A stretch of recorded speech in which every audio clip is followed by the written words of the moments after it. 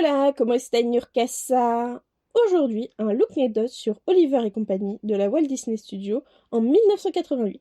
Et ça parle d'un petit chaton qui trouve une famille de chiens, mais en fait, il préfère être avec les humains, mais à la fin, tout le monde est copain, tout le monde est heureux, et c'est le principal.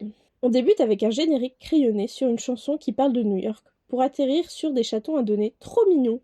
Mais triste car le dernier est resté sous la pluie, en solde, mais personne l'adopte, donc il s'enfuit et fait face à des chiens de rue dégueux et borgnes.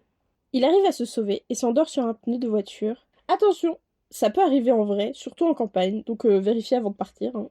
On sait jamais. On passe dans la vision de notre chaton, un peu pâteau, du coup on voit que les pieds des adultes, et le cuistot de hot dog. Comme d'hab, il est italien. On rencontre Roublard, le dragueur lourd, sûr de lui, qui va entuber notre chaton en le faisant voler sans lui donner son dû. Bon, après, qui voudrait d'une saucisse ayant traîné dans le béton, même si elle a été lavée avec une bouche d'incendie. Pendant cette course-poursuite, car le chaton connaît ses droits, on a le droit à une belle animation des poils d'animaux. Cette course nous montre que les chiens jouent du piano avec leur queue, qu'ils retombent aussi bien sur leurs pattes que les chats, et qu'à New York, il y a plein de chiens qu'on connaît déjà. On découvre la bande de Roublard avec Tito le pervers, Francis l'intello, enfin c'est lui qui le pense, Einstein le gros au grand cœur et Rita la douce, une bande cliché quoi. Une arrivée musclée par les chiens du méchant nous fait découvrir un escalier échelle brinque-ballant, une voiture faite par ordi en 3D, une physique approximative, comme d'hab. Pourquoi je le relève à chaque fois, je ne sais pas, mais c'est toujours là. Qu'il n'y a pas de sang dans cet univers et que les bulldogs contrôlent leur queue flexible.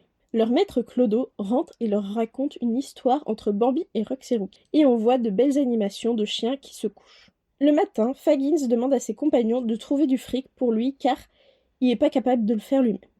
Bref, on voit des voitures 3D partout et le chaton qui aboie avant de mettre en place un plan pour voler un gosse qui sait pas lire, mais des problèmes d'électricité les en empêchent et le chaton se fait kidnapper par Jennifer.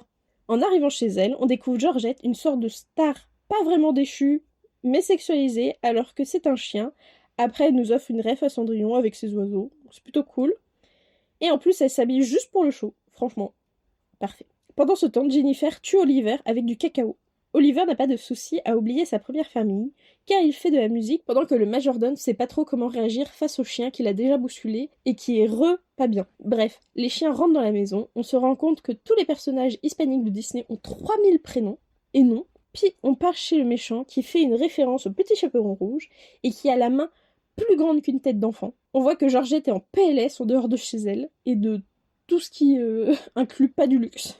Francis regarde un balai à la place de faire le guet pour faire l'intello, mais c'est pas grave. Les chiens sèment le méchant dans l'entrepôt animé à l'ordi, puis on voit que les voitures auto existaient déjà avant.